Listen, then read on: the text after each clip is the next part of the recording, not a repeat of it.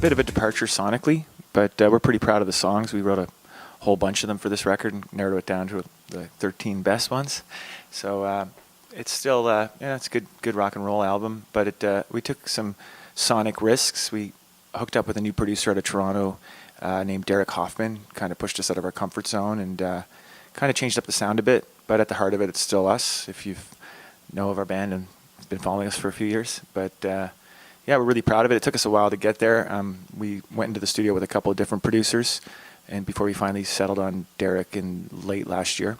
Yeah, I'm really into Time Speeding Up, Harder to Love, No More Saying Goodbye, Barstar. Yeah, I love them all, but yeah, they're really fun to play live. I like the words. I sing, so yeah, I'm proud of the tunes. They feel good, and they're working really well live. We're a band that tours a lot, so it's important to have tunes that work live. And so far, they've all passed the test. I'm pretty excited about that. It's mostly me and John Angus and Jack. We sit around with our acoustic guitars and come up with stuff, and then kind of work it up from there. Most of the record was written that way, and then we also went into the studio with Derek, and he had prepared a few tracks. We'd never written to tracks before. We've always been pretty organic and live instruments and stuff, but he kind of prepared some tracks, and we were pretty inspired by that, so we ended up writing some songs over that ended up being great tunes. So yeah, that's been the process for this record. Well, for one thing, we recorded the drums last, which we've never done before. We've always approached the studio like a live session, where we like go in and rehearse and get in a room and perform it, 50 times or whatever till you get the take.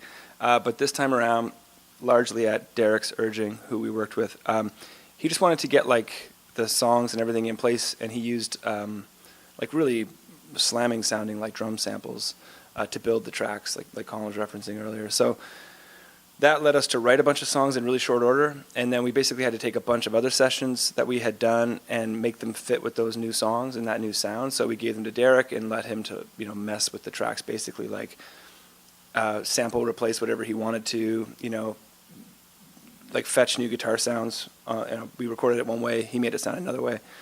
But it was cool. Like again, like it's just about finding a spark and an inspiration. We've made like 7 albums. You can't do them all the same way and expect it to be new and fun and exciting again and again and again. You have to kind of find new ways to feel excited and feel new again. For it to feel new again, I think that's the main thing in the studio. Well, the rest of this year, we're doing kind of one-off shows here, there, and everywhere. We'll be in Watertown, New York, the day after tomorrow, and then we're going to be in Fredericton, New Brunswick, back up in Canada, doing a show there. We're going to be doing something called the Holiday Stay tuned. October 12th, we'll be announcing that. We have not announced what we're doing in November and December yet, but we do know what we're doing after that. We are going to be on tour from pretty much January till March, almost. Yeah, we're going from the west coast of Canada all the way to the east coast, starting in like late January. All those tours, all those dates are up on our site. They're announced and everything.